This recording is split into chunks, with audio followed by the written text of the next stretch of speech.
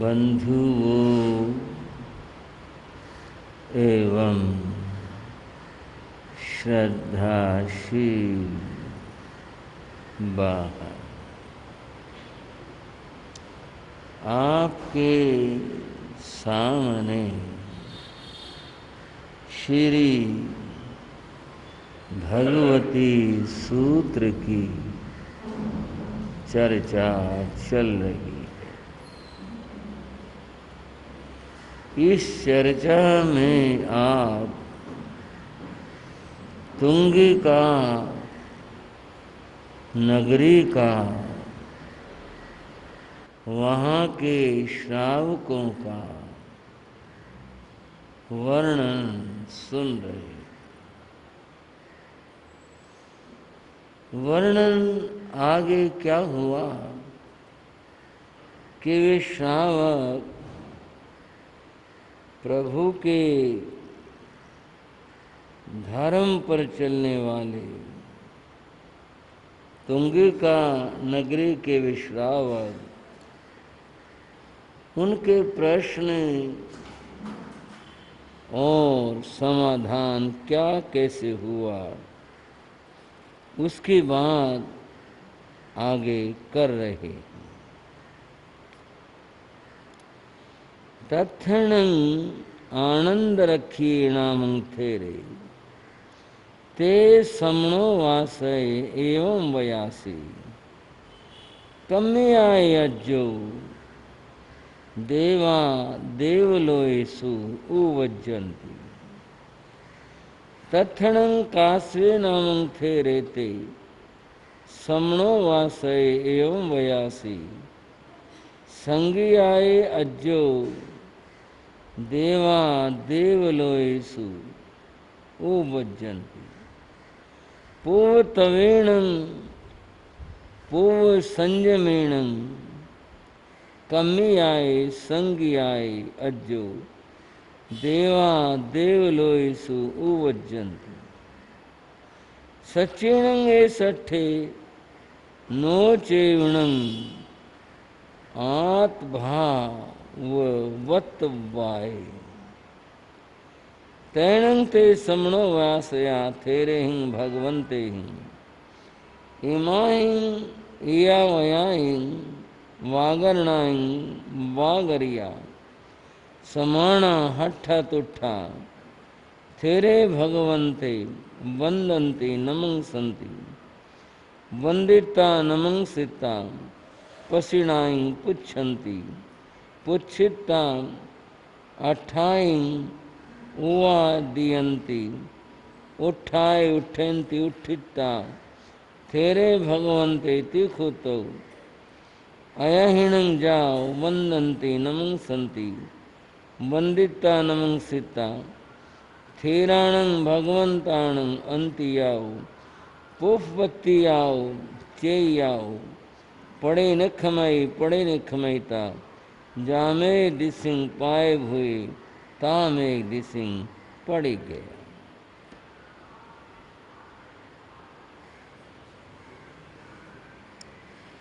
बंधुओं, थोड़ा सा अपनी स्मृतियों को ताज़ा कर लें, नया कर लें। आपके सामने जो वर्णन और जिक्र चल रहा है उसे स्मृतियों में ले आए। बात यूं है कि तुंगिका नगरी के श्रावक पुष्पवती उद्यान में संतों के दर्शन करने के लिए गए। श्रावकों भाइयों, ठीक है ना, स्मृति में है ना ये बात। वहाँ दर्शन करने गए। उन्होंने अपनी पूरी श्रावकाचार संहिता को निभाते हुए संतों के पास जाकर के दर्शन किए और बड़े विनय भक्ति के साथ बैठ जाते। वे संत भगवान पार्श्वनाथ की परंपरा के थे, इसलिए उन्होंने उपदेश दिया। वो तो सारे ही देते हैं, पर उनकी बात बता रहा हूं। उन्होंने चातुर्याम धर्म का उपदेश दिया। ये बात आई, मूल पाठ में आई। चातुर्याम चातुर्याम धर्म, जिसमें 4 महाव्रतों का निरूपण है, ये उपदेश उन्होंने दिया।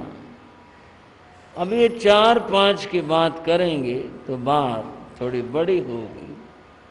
इतना ही स्मरणीय है कि दूसरे तीर्थंकर से लेकर और 23वें तीर्थंकर तक 5 महाव्रतों के स्थान पर 4 महाव्रत होते हैं। उसको चातुर्याम धर्म कहते हैं। उन्होंने जो मान्यता थी वही कही, वही रखी, वही सुनाई और उसी का उपदेश दिया। धर्म प्रवचन श्रवण करने के बाद उन श्रावकों ने संतों से कुछ प्रश्न पूछे। और वो प्रश्न क्या थे? उनमें से 2 प्रश्न प्रधान थे। याद है श्रावकों क्या थी बात? कौन से थे 2 सवाल? हाँ? नहीं बाबूजी, बात बनी नहीं। आपसे तो हम ज्यादा उम्मीद रखते थे। निकाची तो मैंने बीच में बात सुनाई थी, उनका तो प्रश्न ही नहीं था। उनका प्रश्न था, बंधुओं सुनो भगवती सूत्र की बात और चर्चा। अगर हम इसे भी याद नहीं रख पाएंगे, बताओ ज्ञान का खजाना है यह। तो उनका प्रश्न था संयम का क्या फल है। ध्यान आ गई ना बात? श्रावक को समझ आ गई। संयम का क्या फल है? और दूसरा प्रश्न था तप का क्या फल है। ये हैं बड़े काम के कहूं या विचारणीय कहूं, आखिर साधुजन संयम की आराधना करते हैं और तपस्या साधु भी श्रावक भी सभी करते हैं। तो इसका फल तो पता होना चाहिए, किस लिए करते हैं, क्यों करते हैं और क्या प्राप्त होगा। यह उनका प्रश्न था।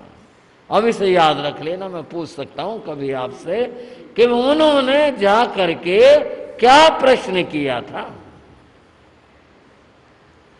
उन संतों ने जो उत्तर दिया इसका, वो यह दिया, संयम का फल है अनाश्रव। क्या कहा? अनाश्रव। पाप के आने के रास्ते को, आने के मार्ग को, और बंधुओं पाप के कारण को आश्रव कहते हैं। जहां से, जिस कारण से, जिस बात से, जिस क्रिया से पाप जीवन में आते हैं, उनका नाम आश्रव होता है। उन्होंने बताया संयम का फल है अनाश्रव। संयम किसी के जीवन में आया, दरवाजा बंद हो गया, खिड़की बंद हो गई, आंधी हवा मिट्टी तृण नहीं आएंगे अंदर। दरवाजे बंद हो गए। अनाश्रव जहां पर हो गया वहां पापों का प्रवेश नहीं होगा। बात करेंगे ऐसी क्या चीज है, क्या बात है, ये संयम के कारण से होता है। जीवन में संयम आ गया, संयम धारण कर लिया तो अनाश्रव स्थिति हो गई। अब पाप जीवन में प्रवेश नहीं करेंगे। दूसरी बात पूछी, तप का क्या फल है? तो मुनियों ने कहा व्यवधान, जिसका अर्थ होता है कर्मों की निर्जरा, कर्मों का पुराना बूदा होकर झड़ जाना, उनका नष्ट होना, यह है तप का फल है। अब थोड़ा सा मैं आपको निमंत्रण दे रहा हूं, चिंतन करो। एक का फल हुआ पाप जीवन में नहीं आएंगे। अनाश्रव शब्द है यहां, उसके अंदर अब किसी भी पाप का और आश्रव तो दोनों प्रकार का होता है, पुण्याश्रव और पापाश्रव। कर्म आने बंद हो गए। एक का तो ये फल हुआ और दूसरे का फल हुआ जो पहले का आए हुए हैं उनकी निर्जरा होना, इसलिए ये दोनों के फल हैं। आपने सुना जो वर्णन शास्त्र में मैंने आपके आगे रखा, और श्रावकों ने सुना कि संयम का ये फल है, तप का ये फल है। उन्होंने फिर प्रश्न किया और प्रश्न ही किया, भगवान जब संयम का फल तो अनाश्रव होगा, कर्म आएंगे नहीं, किसी भी तरह के नहीं आएंगे, और तप का फल कर्म निर्जरा हो गया, तो फिर संत देवलोक में कैसे जाते हैं? भाइयों, संत देवलोक में कैसे जाते हैं? देवलोक में जाने के लिए पुण्य चाहिए। कई भाई बहनें, थोड़ा सा आपको निमंत्रण दे रहा हूं, आनंद लिया करो आप भी चर्चा में। कई कहते हैं महाराज बस ऐसी कृपा कर दो, ऐसा रास्ता बता दो, बस ऊपर अच्छी जगह चले जाएं, देवलोक में चले जाएं, फिर उसके बाद में अच्छा समय आएगा, फिर हमारा यहाँ जन्म हो जाए, फिर कोई योग बन जाए, अपना कल्याण कर लें। स्वर्ग में जाने की आकांक्षा, अभिप्सा रहती है, हमें स्वर्ग मिल जाए। जैन धर्म में स्वर्ग के लिए कोई विशेष महत्व नहीं है, कोई खास बात मिल जाए ठीक है, कोई विशेष महत्व नहीं है। और बल्कि आप जानते हो देवलोक से ज्यादा जैन धर्म में मनुष्य जीवन का, इस मनुष्य गति का, इसका ज्यादा महत्व है, क्योंकि कल्याण यहां से हो सकता है, वहां से नहीं हो सकता। तो उन्होंने कहा कि संत फिर देवलोक में कैसे जाते हैं? या तो ये हो कि जाएंगे नहीं, और फिर तो ये होगा कि सीधे मोक्ष में जाने चाहिए। फिर ये कैसे होगा? अब ये प्रश्न बन गया, महत्वपूर्ण प्रश्न बन गया कि देवलोक जाने के लिए क्या होता है, क्या करना पड़ता है, और ये संत जाते हैं देवलोक में, जाते क्यों हैं? मोक्ष में जाना चाहिए नहीं। तब यहां एक अच्छी चर्चा है, उस चर्चा का जो सार है वो बता रहा हूं। चर्चा का सार यह है, उन मुनियों ने कहा सैराग संयम के कारण साधु देवलोक में जन्म लेता है। अब बोल के बताओ मैंने क्या कहा? क्या कहा? सैराग संयम। दो प्रकार का संयम होता है, एक होता है सैराग संयम, एक होता है वीतराग संयम।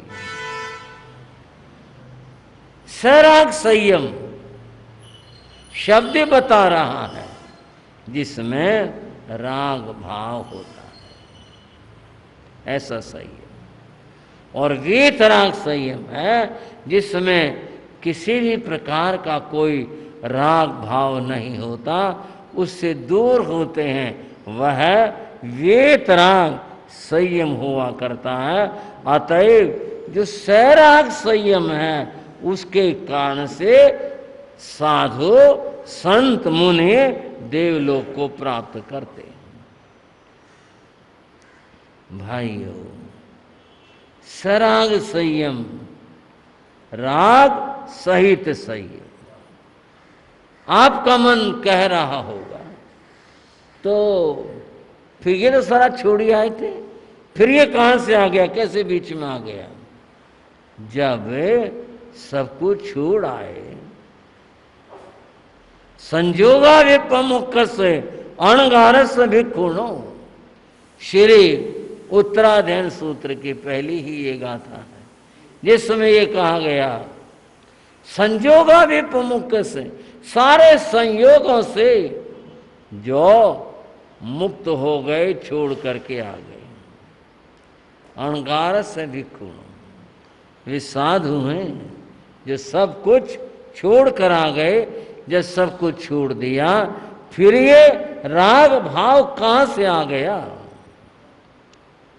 भाइयों समझ लो, ये राग बहुत देर में छूटता है, बहुत कुछ छूट जाता है लेकिन पूर्ण रूप से नहीं। अगर पूर्ण रूप से छूटे तो फिर वीतराग संयम आ जाए, वीतराग संयम आए तो मोक्ष है। फिर तो कहीं संसार में क्या देवलोक, क्या दूसरी गतियां कहीं जाने का कोई अर्थ ही नहीं रहता, फिर तो मोक्ष की बात होती है। ये सैरागता राग भाव बना रहता।